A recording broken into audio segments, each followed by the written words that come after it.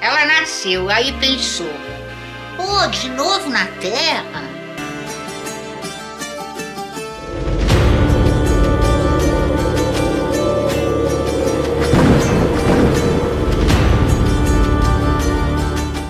Nasci outra vez na Terra?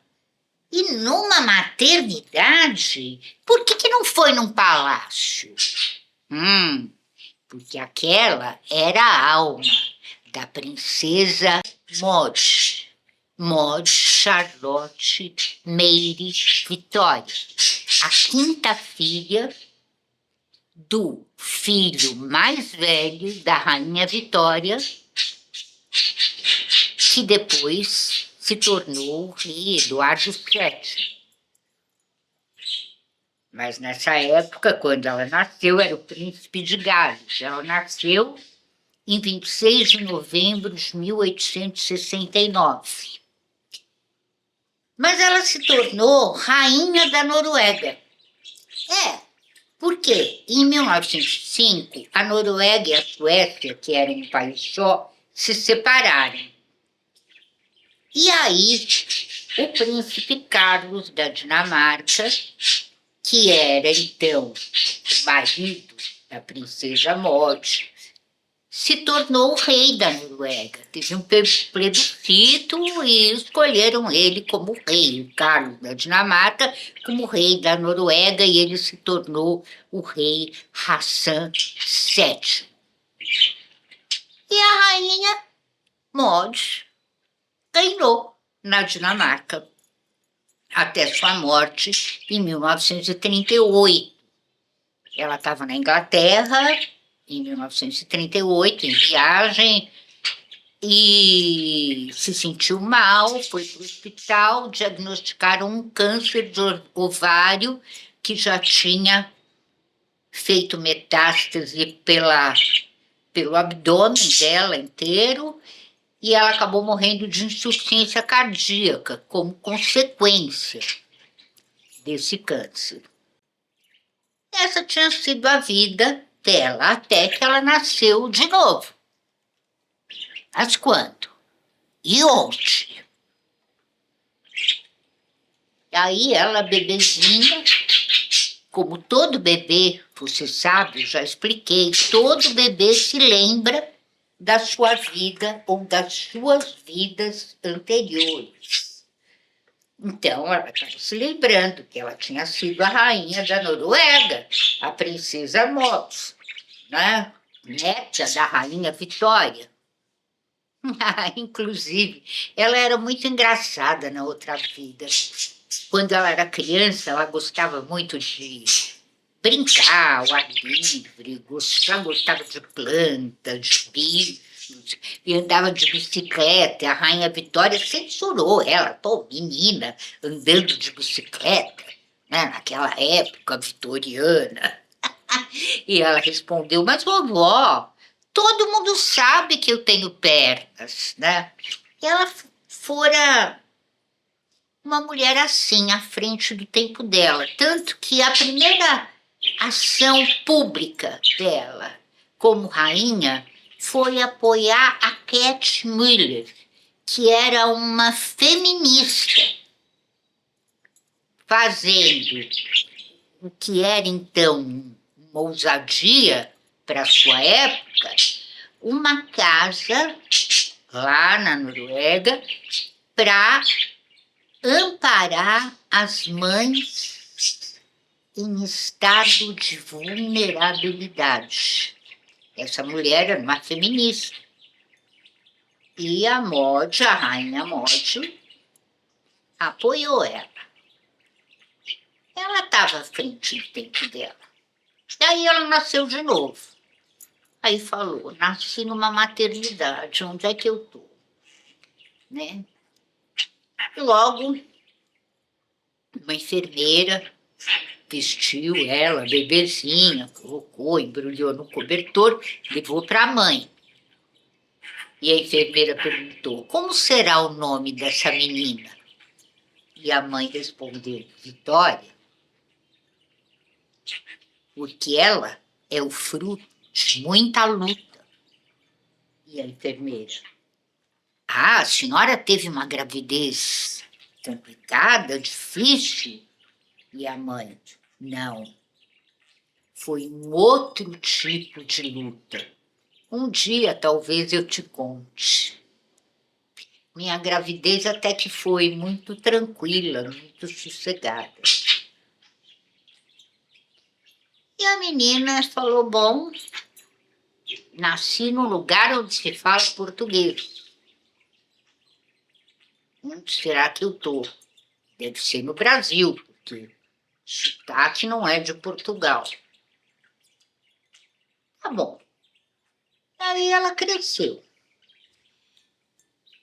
Quando eu tinha uns 4 anos para 5, a mãe, a Alessandra, era o nome da mãe dela, levou ela no odontopediatra. Ia levar. E aí começou a explicar como é que funcionava um dentista, o que ela tinha que fazer, o que o dentista ia fazer, olhar os dentinhos dela, tal, não sei o quê. E perguntou: você está preparada? E ela respondeu: je suis prête. Como assim, está pronta em francês? Você fala francês? Oui, disse ela. Je parle français. And, of course, I speak English too. Minha mãe: como é que essa menina com 4 anos sabe falar essas palavras em francês e em inglês? Será que ela viu na internet tão novinha, mas já tinha celular, né? Tá bom. Mas ninguém entendia muito bem. E aí a mãe matriculou ela numa escolinha, no maternal de uma escolinha, onde ela poderia cursar todo o curso básico, no primeiro grau. Mas ela começou a contar para os coleguinhas dela que ela tinha sido a rainha Mods da Noruega. E começou a falar, contar do reinado, contar do país, falar coisas. E os coleguinhas todos riam, né? Achavam que ela era maluca.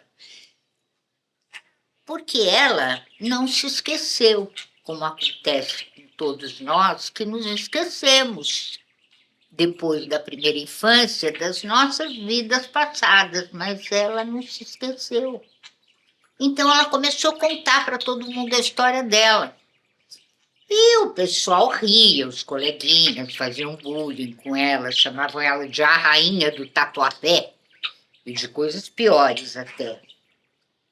Mas a coisa ficou, assim, mais séria no dia em que o pessoal da escola resolveu fazer para ela uma coroa com galhos daquela planta Ora Pronobis. Aí agarraram ela na saída, no portão da escola, os meninos. Aí vieram as meninas com a coroa na mão, clau na cabeça dela. Claro, ela chegou em casa sangrando, com o rosto coberto de sangue e de lágrimas. E ela tinha 7 anos nessa época. Mas a mãe dela, a Alessandra, resolveu ter uma conversa séria com ela. Porque a mãe já estava começando a acreditar que aquela história dela ter sido rainha era verdade, né? Um dia ela falou assim para a mãe: ainda bem que aquele explorador Odyssey, norueguês, que foi um dos descobridores da Antártica, deu meu nome para o continente, porque senão eu ia ser conhecida na história só como uma torta famosa na Noruega.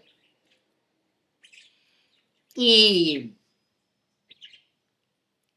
a mãe começou a acreditar. Até porque os colegas, os amigos tinham ido no Google checar todas as histórias que ela contava sobre a Noruega, sobre o rei, sobre ela própria, sobre a Rainha Vitória, sobre a monarquia na Inglaterra. E falavam, pô, ela sabe mais do que o Google. Ela conhece detalhes que a gente não encontra em site nenhum de história. Como é que ela sabe mais?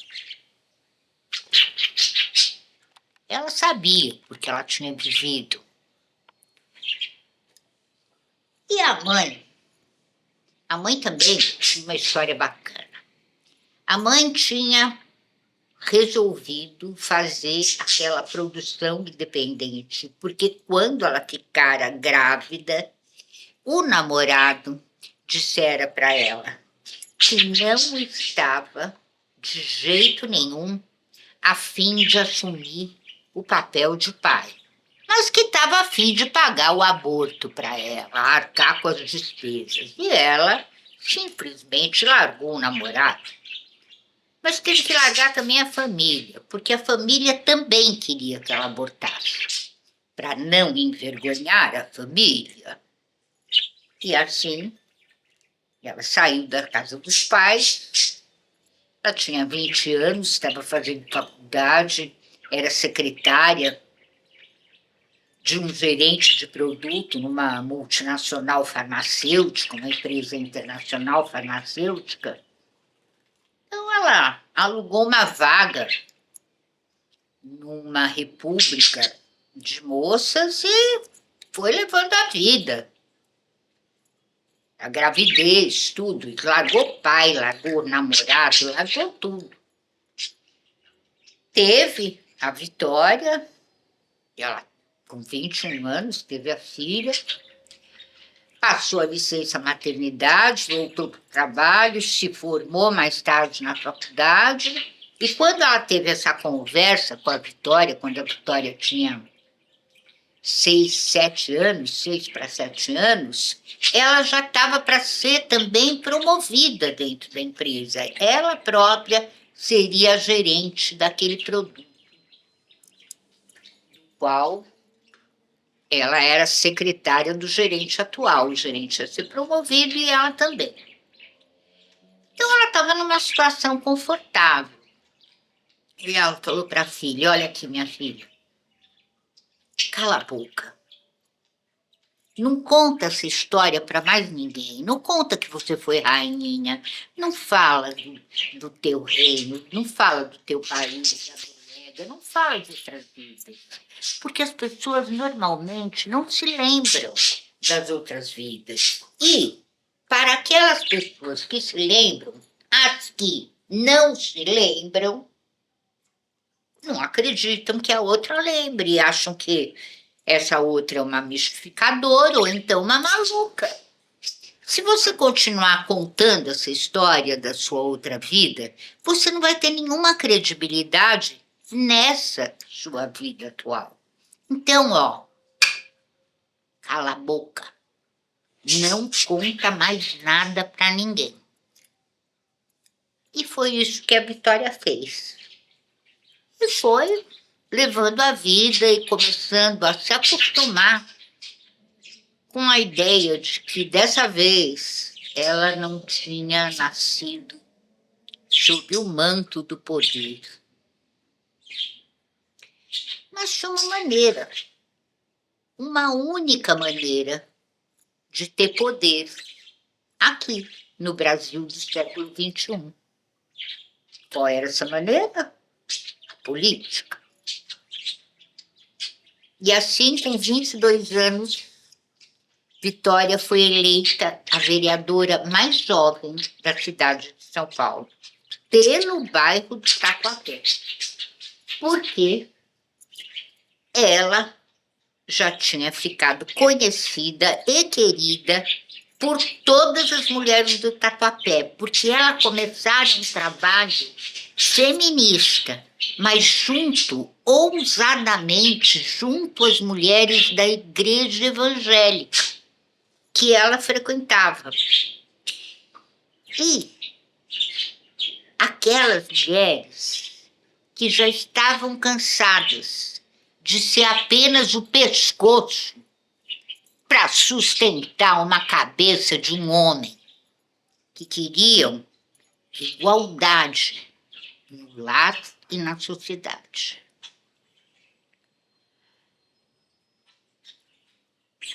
E a Vitória foi eleita. Depois, com 26 anos,